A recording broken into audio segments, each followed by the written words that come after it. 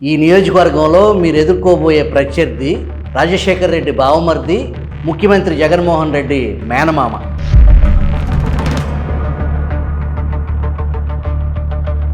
ఆయన అరాచకాలు కూడా ఎక్కువైనాయి. మీరు గతంలో రాజశేఖర్ రెడ్డితో ప్రయాణం చేశారు, చాలా క్లోజ్గా ఉండేవాళ్ళు. ఒక చిన్న మాట తేడాతో మీరు బయటకు వచ్చారు. ఎమ్మెల్సీని కూడా తృణప్రాయంగా నాకు వద్దు అని చెప్పేసి ఆ రోజు నుంచి ఇవాళ వరకు చంద్రబాబు నాయుడుతోనే మీ సుదీర్ఘ ప్రయాణం.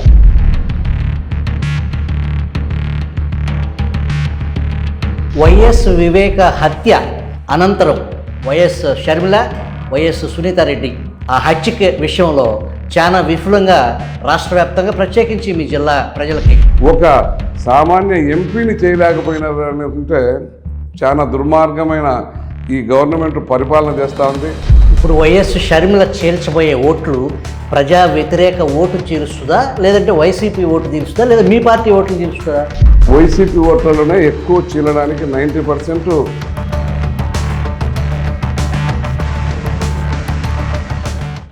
నరసింహారెడ్డి గారు నమస్కారం. నమస్తే.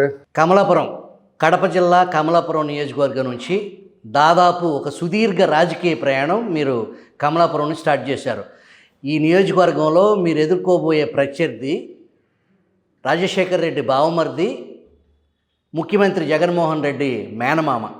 పరిస్థితి ఇప్పటికైతే చాలా ఆశాజనకంగా ఉంది, బాగా ఉంది. మంచి మెజార్టీతో గెలుస్తామనేదే ప్రజల అభిప్రాయం ఉంది. మేము తిరిగినప్పుడు కూడా గతంలో ఎలక్షన్ చేసిన దానికన్నా ఈ ఎలక్షన్లలో చాలామంది, మాకు ఒక 96-97 పంచాయతీలు ఉంటే 80 పంచాయతీల నుంచి వచ్చి చేరడం జరిగింది. చాలా వైసీపీ నుంచి నాయకులు, సర్పంచులు వచ్చినారు, మాజీ ఎంపీలీస్లు వచ్చినారు, నాయకులు వచ్చినారు. నాయకులతో పాటు రెండో తరం నాయకులు కూడా చాలామంది వచ్చి చేరినారు. కాబట్టి దాంతోపాటు ఆయన అరాచకాలు కూడా ఎక్కువైనాయి. ఆ అరాచకాల వల్ల కూడా కొంచెం మాకు అనుకూలం ఎక్కువ చేరిందనేదే మా అభిప్రాయం. వాస్తవానికి రాజశేఖర్ రెడ్డి ముఖ్యమంత్రిగా అవ్వకముందు ఈ జిల్లా ఒక రకంగా ఉండేది. ఆయన ముఖ్యమంత్రి అయిన తర్వాత కొంత ఈ స్వరూపం మారింది ఈ జిల్లాది. ప్రస్తుతం జగన్మోహన్ రెడ్డి 5 సంవత్సరాల ముఖ్యమంత్రిగా ఉండంగా జరిగిన మేలు కీడు వివరిస్తారా? జరిగిన మేలు డెవలప్మెంట్ అయితే అంత ఏం చేయలే. ఆయన సొంత నియోజకవర్గాన్ని తప్ప జిల్లాకు చేసింది ఏం లేదు. సొంత నియోజకవర్గానికి కొంత చేసుకున్నాడు, ఆయనకు కావాల్సినట్టు చేసుకున్నాడు తప్ప జిల్లాకైతే ఎక్కడ పెద్ద డెవలప్మెంట్ చేయలే. ఏదో పెద్ద ప్రాజెక్టులు ఏదో అనుకొని మాకు ఒక స్టీల్ ప్రాజెక్ట్ వస్తే మా జిల్లాకు బాగుంటుంది అనుకున్నాం. దానికి ఆయన 2019లోనే ఒకసారి డిసెంబర్లో ఒకసారి శంకుస్థాపన చేసినాడు. మళ్ళా 2023లో 22లో కూడా మళ్ళా చేసిన దానికే మళ్ళీ శంకుస్థాపన చేసినాడు తప్ప పెద్దగా ఇక్కడ వచ్చిన తర్వాత ఈ ఎడ్యుకేషన్గా కానీ ఇండస్ట్రీస్గా కానీ పెద్ద ఎదిగింది లేదు. అర్రాకొరా చిన్నవి ఆ కొప్పర్తి దాంట్లో కొంచెం కొప్పర్తి ఇండస్ట్రియల్ ఏరియా ఉంది, దాంట్లో చిన్నవి ప్యాకింగ్ వర్కులు అట్లాంటివి వచ్చినాయి తప్ప వేరే ఏం రాలేదు. మీరు గతంలో రాజశేఖర్ రెడ్డితో ప్రయాణం చేశారు, చాలా క్లోజ్గా ఉండేవాళ్ళు. ఒక చిన్న మాట తేడాతో మీరు బయటకు వచ్చారు. ఎమ్మెల్సీని కూడా తృణప్రాయంగా నాకు వద్దు అని చెప్పేసి ఆ రోజు నుంచి ఇవాళ వరకు చంద్రబాబు నాయుడుతోనే మీ సుదీర్ఘ ప్రయాణం. మీరు టీడీపీ పార్టీకి రాష్ట్ర ఉపాధ్యక్షులుగా కూడా ఉన్నారు. అటు లోకేష్తో కూడా మీకు మంచి సన్నిహిత సంబంధాలు. ప్రస్తుత పరిస్థితుల్లో రాజకీయం, రాజశేఖర రెడ్డి కొడుకు ముఖ్యమంత్రి అయిన తర్వాత మీ జిల్లా రాజకీయం, రాష్ట్ర రాజకీయంలో సమూల మార్పులు వచ్చినాయి. ఆ మార్పులను తట్టుకొని, వాస్తవానికి కడప జిల్లా అంటే అదొక ఫ్యాక్షన్ వాతావరణం అన్న పరిస్థితి. మీ టైంలో ఏమన్నా మర్డర్లు జరిగినాయా? ఇక్కడ మేము రాజకీయాలకు వచ్చిన తర్వాత కూడా ఎక్కడైనా కానీ మా కాన్స్టిట్యూన్సీలో ఫ్యాక్షన్స్ మర్డర్స్ ఏంటి లేవు, ఎక్కడా లేవు. ఈ 5 సంవత్సరాల్లో మీ మీద ఏమన్నా కేసులు బనాయించారా? నిన్న ఈ మధ్యలో ఒక 307 కేసు పెట్టారు. నేను లేకున్నా లేరని ఎక్కడైతే గొడవ జరుగుతుందో అక్కడ పోలీసులు ఉన్నారు, ఎస్ఐ ఉన్నాడు, అందరు ఉన్నారు. అందరుండి చూసినప్పుడు కూడా వాళ్ళు ఎక్కడ పెట్టుకున్నప్పుడు లేను. ఆ గొడవ జరిగేటప్పుడు డిఎస్పీ కూడా నాకు ఫోన్ చేసినాడు. నేను ఎక్కడుండేది కూడా వాళ్ళకు తెలిసి ఉంటుంది, అయినా కేసులో పెట్టారు 307లో. కడపకు పులివెందులకు మధ్యలో కమలాపురం. ఈ కమలాపురం నుంచి జగన్మోహన్ రెడ్డి మేనమ ఉన్నాడు. ఈ మధ్య ఆయన ఈ రివ్యూ మీటింగ్లో ముఖ్యమంత్రి తన నియోజకవర్గాలకు సంబంధించి తన పార్టీ ఎమ్మెల్యేల రివ్యూ మీటింగ్ తాడేపల్లి పిలిపించుకున్నాడు. నీ పరిస్థితి ఏమీ బాగాలేదు మామ కమలాపురంలో అని చెప్పేసి మేనమామతో జగన్మోహన్ రెడ్డి అన్నప్పుడు, నీ పరిస్థితి ఏమన్నా బాగుందా, నా పరిస్థితి ఎందుకు బాగోదు, నేనేమన్నా మర్డర్ చేశానా అని చెప్పేసి అన్నాడని వార్తలు బయటకు వచ్చినాయి. ఇక్కడ కూడా మా దగ్గర కూడా ఆ వార్త వచ్చింది. నీవే నీ పార్టీనే బాగా లేకుంటే నాకేం బాగుంటుంది, నీ వల్లనే కదా అన్నాడు అనేది కూడా విన్నాం. అది ఎంతవరకు కరెక్టో మాకు తెలియదు, ఎవరో చెప్తా అంటే వినిందే. గతంలో మీరు నేరోతోనే అతి తక్కువ మెజార్టీతో ఓటమి చెందారు. ఈసారి దాన్ని ఓవర్కమ్ అవ్వగలుగుతారా? 100% ఓవర్కమ్ అవుతుంది అనేది పూర్తి నమ్మకం ఉంది. ఎందుకంటే ఎక్కడ పోయినా ప్రజలు బ్రహ్మరథం పడుతున్నారు. ఏదో టీవీల ముందర దీని ముందర చెప్పడం కాదు. నేను అక్టోబర్ నుంచి స్టార్ట్ చేశా. అక్టోబర్ నుంచి చేసి ప్రతి ఇల్లు తిరిగినా, నేను ప్రతి ఇంటికి పోయినా. నియోజకవర్గంలో 2 లక్షల ఓట్లు ఉండే ఒక 70-80 వేల ఇండ్లు ఉండే అన్ని ఇండ్లు కూడా తిరగడం జరిగింది. పోయినప్పుడు వాళ్ళ అభిప్రాయాలు, వాళ్ళ తీరు, మనతో మాట్లాడే తీరు ఇవన్నీ చూస్తే తప్పకుండా మీకే ఓటు వేస్తాం పోనే పర్సెంటేజ్ చాలా ఎక్కువ ఉంది. ఈసారి తప్పకుండా మీకు వేస్తాం, ఆయన ఒకసారి చూసినాం అనేవాళ్ళే చెప్తా ఉంటారు. వైఎస్ వివేక హత్య అనంతరం జరిగిన పరిణామాలు, ఎన్నికల్లో అఖండ మెజార్టీతో జగన్మోహన్ రెడ్డి సీఎం అవటం, ఆ తర్వాత 5 సంవత్సరాల పాలన, ఇప్పుడు మళ్ళీ అదే ఫ్యామిలీ నుంచి వైఎస్ షర్మిల, వైఎస్ సునీతారెడ్డి ఆ హత్య విషయంలో చాలా విఫలంగా రాష్ట్ర వ్యాప్తంగా, ప్రత్యేకించి మీ జిల్లా ప్రజలకి, ప్రత్యేకించి కడప జిల్లాలో చాలా చున్నంగా, పులివెందులో కానీ, కమలాపురంలో కానీ, జమ్మనమూడిలో కానీ చాలా చున్నంగా మా అన్న చేసిన తప్పు కొంగుబట్టి అడుగుతున్నా, మీరందరూ ఓట్లు వేయాలి, అట్లా చప్పిన వాళ్ళకు గూనికూర్లకు ఓటు వేయొద్దని ఆమె ప్రాధేయపడడం కూడా జరిగింది. దానికి ప్రజలు కూడా గత 5 సంవత్సరాలుగా, ఆ సంవత్సరం 2019 సంవత్సరంలో ఆ రోజుకు తెలుగుదేశం వాళ్ళు చంపింటారంటే కొంతమంది పులివెందులు నమ్మలేదు, కానీ జిల్లా వాసులు కానీ రాష్ట్ర వాసులు కానీ నమ్మినట్టు కొంత అర్థమైంది. ఎందుకంటే 2019 జరిగిన ఎలక్షన్లలో వాళ్ళకు వచ్చిన ఓట్ల శాతాన్ని బట్టి ఇవన్నీ జరిగినాయి. ఒకటి కోడికత్తు కేసు ఉండింది, ఒకటి మార్చి 15, 2019 మార్చి 15న వివేకానంద రెడ్డి హత్య అనేది చేసినారు. తెలుగుదేశం వాళ్ళు చేశారని అంతా సాక్షి పేపర్లు, సాక్షి ద్వారా చేయడం కూడా జరిగింది. ఆ తర్వాత చాలా రోజుల తర్వాత అందరూ జిల్లా ప్రజలందరూ తెలుసుకున్నారు. అప్పటికే పులివెందుల ప్రజలకైతే వాళ్ళకు తెలుసు ఎవరు చంపింది, బహిరంగ రహస్యం అది. దానికి బహిరంగ రహస్యానికి ఏం చేయలేరు. సిబిఐ వచ్చిన తర్వాత దాని కేసు పూర్వపరాలన్నీ చేసిన తర్వాత ఈరోజు ఎవరికి సంబంధం ఉంది, ఏం సంబంధం అనేది అందరికీ తెలిసిపోయింది. అవినాష్ రెడ్డి పాత్ర ఎంత ఉంది, జగన్మోహన్ రెడ్డి పాత్ర ఎంత ఉంది, ఆ నుంచి భాస్కర్ రెడ్డి పాత్ర ఎంత ఉంది, అక్కడ ఉండే శివశంకర్ రెడ్డి పాత్ర ఎంత ఉంది అనేది అందరికీ తెలిసిపోయింది. జగన్మోహన్ రెడ్డి బుకాయిస్తాడు తప్ప, ఆ రోజు అజయ్ కల్లాం గారు చెప్తా ఉన్నారు, మేము కూడా టీవీలో విన్నాం. మేము సిబిఐ వాళ్ళు అడిగితే సిబిఐ వాళ్ళకు ఆ రోజు రాజశేఖర రెడ్డి గారికి మేము మేనిఫెస్టో కమిటీ కోసమని 4 గంటలకు వచ్చినాం. మేమందరము 4:30 మీటింగ్కి వెళ్తున్నాక వాళ్ళ పిఏ వచ్చేసి మేడం గారు పిలుస్తున్నారని 5 గంటల్లో ఆ ప్రాంతంలో పోయినారు. పోయి వచ్చి జగన్మోహన్ రెడ్డి గారు మళ్ళా లోపలికి పోయి ఒక 10 నిమిషాల తర్వాత వచ్చిన తర్వాత వివేకానంద రెడ్డి గారు నో మోర్ అని చెప్పినాడు మాకు అని సిఐడికి చెప్పినాడు ఒక మాజీ సిఎస్. ఆ సిఎస్ఏ మళ్ళా కోర్టు పోయి చేస్తా అంటే వీళ్ళ దగ్గర ఎంత ఒత్తిడి ఉంది దాని మీద అని. అది ఒక రకమైన అది ప్రజలకు అందరికీ తెలిసిపోయింది. దాన్ని మూసిపెట్టుకునే దానికోసం ఆయన ఆయనకు ఎవరో చంపినారని మళ్ళా కడప జిల్లా నుంచి స్టార్ట్ చేసినాడు బస్సు యాత్ర. ప్రొద్దుటూరులో సిగ్గు ఎగ్గు లేకుండా కూడా ఆయన చెప్పుకున్నాడు దాని మీద. ఇంత జరిగి ఇంత నీ మీద, నీ కుటుంబం మీద, మీ చిన్నాయన కుటుంబం మీద, పులివెందులో నీ దగ్గర ఉండే అనుచరులు శివశంకర్ రెడ్డి మీద ఇన్ని ఇంత మీద సిబిఐ కోర్టుకు అంతా తెలిపి నీ సొంత చెల్లెళ్ళే మీకు బాగలేదు, నువ్వు చేసిన మా నాయన చంపింది ఎవరన్నా నువ్వు నిజం తేల్చమంటే మీ మొగుడే చంపినాడు, నువ్వే చంపినావు అనుకుంటున్నారమ్మా అంటే ఆమె పోయి నా మీద కూడా మా భర్త చంపినా, నేను చంపినా, నా మీద కూడా విచారణ చేయించన్న తర్వాత ఆమె సిబిఐ కోర్టుకు పోయి ఈరోజు సిబిఐ కోర్టులో కేసును సిబిఐకి పోయి సిబిఐ ఎంక్వైరీలో ఈరోజు నువ్వు కేసులో దోషులు అనేవాళ్ళు తేల్చినారు. దాంట్లో అవినాష్ రెడ్డి ఒకడు బెయిల్ మీద ఉన్నాడు లోపలికి పోకుండా. ఎంత దుర్మార్గం అంటే ఎంతటోళ్ళనైనా చంద్రబాబు నాయుడు అటువంటి తీసుకుపోయి లోపల పెట్టారు. ఒక ఎంపీని, ఒక మాజీ ముఖ్యమంత్రిని, మాజీ ప్రతిపక్ష లీడర్ను, ఎంపీ కన్నా ఎక్కువ హోదా ఉండేవాడిని తీసుకుపోయి నీ పోలీసు బలంతో తీసుకుపోయి సిఐడి కేసు అని పెట్టు. సిబిఐ వాళ్ళు వచ్చేసి అక్కడెక్కడో కర్నూలులో ఒక హాస్పిటల్, ప్రైవేట్ హాస్పిటల్ ఉంటే ఒక 2-3 రోజులు ఉండి డ్రామా మాదిరి చేసి దానికి లా అండ్ ఆర్డర్ ప్రాబ్లం వస్తుంది, చేయలేకపోయినామని చెప్పుకోవడం చాలా సిగ్గుచేటైన విషయం. అది పోలీస్ డిపార్ట్మెంట్కే లేదు, సిబిఐ వాళ్ళకి కానీ లేదు, ఈ ఆంధ్రప్రదేశ్ పోలీసులకు కానీ చాలా సిగ్గుచేటు విషయం అనేది రాష్ట్ర ప్రజలందరూ కూడా అనుకుంటారు.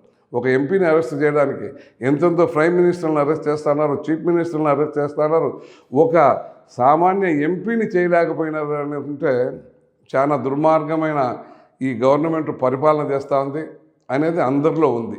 ఇప్పుడు వైఎస్ షర్మిల చీల్చబోయే ఓట్లు ప్రజా వ్యతిరేక ఓటు చీలుస్తుందా, లేదంటే వైసీపీ ఓటు చీలుస్తుందా, లేదా మీ పార్టీ ఓట్లు చీలుస్తుందా? వైసీపీ ఓట్లలోనే ఎక్కువ చీలడానికి 90% చీలడానికి అవసరం ఉంది. 10% వివేకానంద రెడ్డి అభిమానులు టీడీపీలో ఉండొచ్చు. ఆ 10%లో కూడా 2-3% కూడా వేస్తారు. అది మర్చిపోయినారు కాబట్టి ఈరోజు అందులో షర్మిల పెట్టుకున్నారు. అదే వివేకానంద రెడ్డి కూతురు పెట్టుంటే కొంత మెరుగ్గా ఉండునేమో అని ఆ ప్రజల ఆలోచన ఉంది. ప్రజల్లో మార్పు వచ్చిందా ఈ మర్డర్ విషయంలో కానీ పాలన విషయంలో కానీ బేరేజ్ వేసుకుని? పాలన విషయంలో ఖచ్చితంగా వచ్చింది. ఎందుకంటే ఇక్కడ ఎంపీటీసీ ఎలక్షన్లు, జెడ్పీటీసీ ఎలక్షన్లు జరిగినప్పుడు చాలా దుర్మార్గంగా అధికారులను పెట్టేసి ఎవరైతే క్యాండిడేట్లు పెట్టింటారో క్యాండిడేట్లు భయపడించి విత్డ్రా చేయించుకునేది చరిత్ర ఉంది. కొన్ని మండలాల్లో అయితే టోటల్గా ఎవరైతే నామినేషన్ వేసి ఉంటారో వాళ్ళ దగ్గర స్క్రూటినీలో పెట్టాల్సింది స్క్రూటినీలో వాళ్ళు పిలుచుకోకుండా వాళ్ళు టైం కాని టైంలో బోర్డు వేసేసి మీ ఎన్ని రిజెక్ట్ అయినాయి అని చెప్పేసి వెళ్ళిపోయినారు ఎవరు ఉండకుండా. అంత దుర్మార్గంగా చేసినప్పుడు ప్రజల్లో ఒక మనోభావం దెబ్బతింది. అంతవరకు జగన్మోహన్ రెడ్డి మీద ఉండే మంచి అభిప్రాయం ఆ నుంచి తగ్గుతూ వచ్చింది. అది ఈ రోజుకు పూర్తి తగ్గిపోయింది. తప్పకుండా రాష్ట్రంలో కానీ కడప జిల్లాలో చెప్పలేం, కానీ రాష్ట్రంలో తప్పకుండా జగన్మోహన్ రెడ్డి ప్రభుత్వం ఏర్పాటు చేయలేదు. కూటమి, ఎన్డీఏ కూటమి మంచి మెజార్టీతో చేస్తారనేది ప్రజల అభిప్రాయం, ప్రజల మనోభావాలు అట్లున్నాయని తెలుస్తూ ఉంది. పులివెందుల్లో ఎప్పుడు చూసినా లక్షల్లో మెజార్టీ, వేలల్లో 80,000, 90,000, లక్ష దాటే పరిస్థితి. నిజంగా ప్రజలు క్యూలో నుంచుని వెళ్ళి అంత ప్రేమతో ఓటేస్తారా, లేకపోతే దాంట్లో ఏమైనా మ్యాజిక్ ఉందా? ప్రేమతో కన్నా భయంతో ఎక్కువ మంది ఓటేస్తారు. ఇక్కడ ఉండే లీడర్లకు సరైన సెక్యూరిటీ లేదు. సెక్యూరిటీతో పాటు రాజశేఖర రెడ్డి ముఖ్యమంత్రి కాకముందు కొంత ఉండింది. రాజశేఖర రెడ్డి ముఖ్యమంత్రి అయిన తర్వాత ఆ ప్రాంత ప్రజలకు కావాల్సిన అన్ని ఇరిగేషన్లో అయితేనేమి, ఎడ్యుకేషన్లో అయితేనేమి, ఈ గ్రామాలకు మౌలిక సదుపాయాలన్నీ కూడా బాగా చేసినాడు కాబట్టి అది కొంత ఉండింది.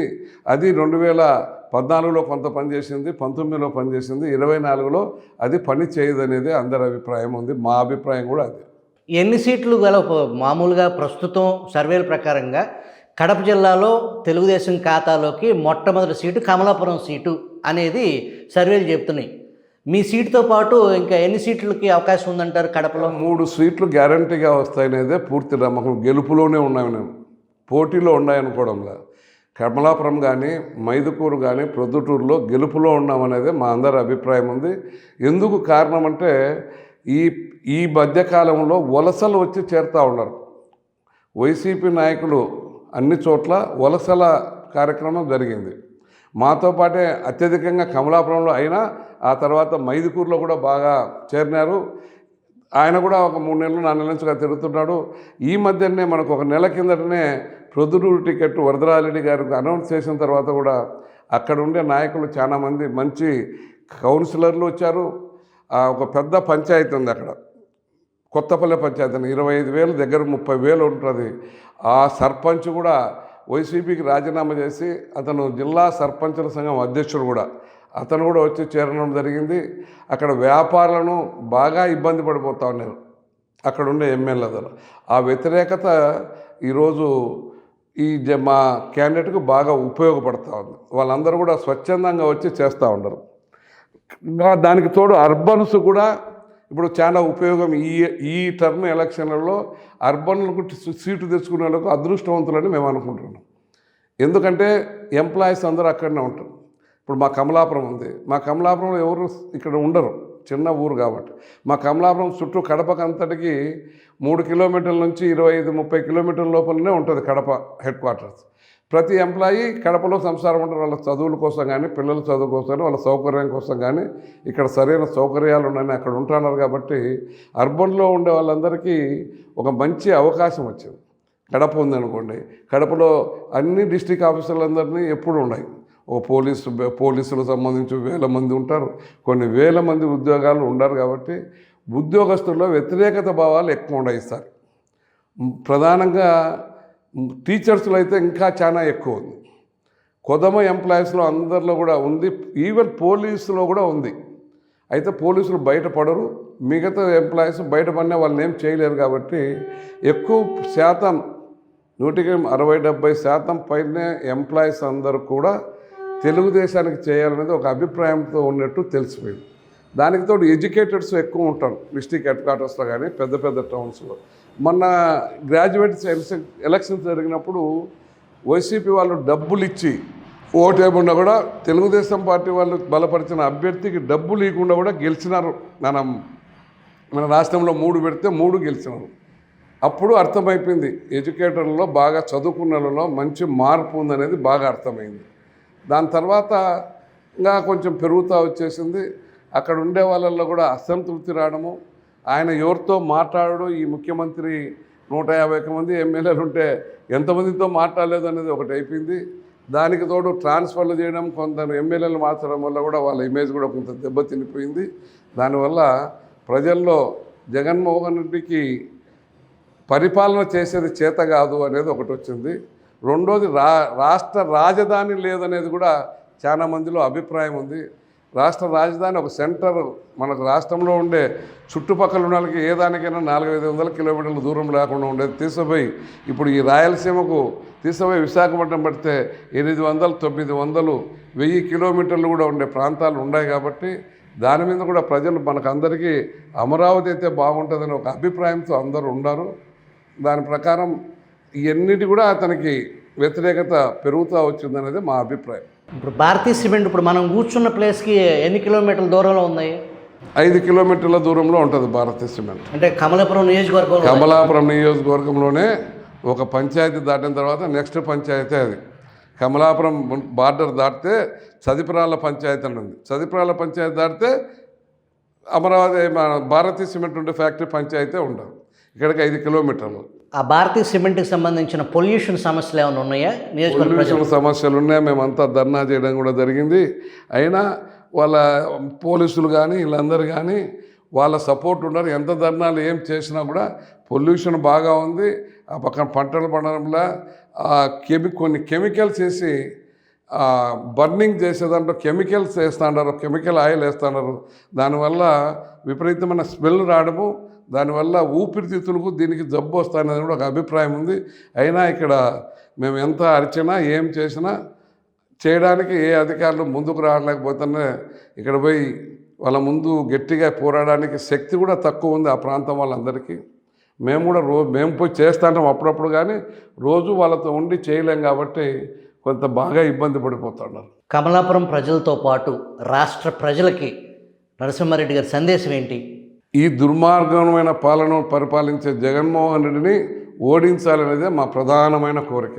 ఎందుకంటే సామాన్య ప్రజలు గతంలో ఎప్పుడు కూడా లేని విధంగా ఏ ఎలక్షన్లు వచ్చినా దౌర్జన్యాలతోనే వాళ్ళు అధికారులతోనే పోలింగ్ చేస్తే ఎవరికి వస్తే వాళ్ళు సీట్లు తీసుకోవాలనే ఆలోచన లేదు.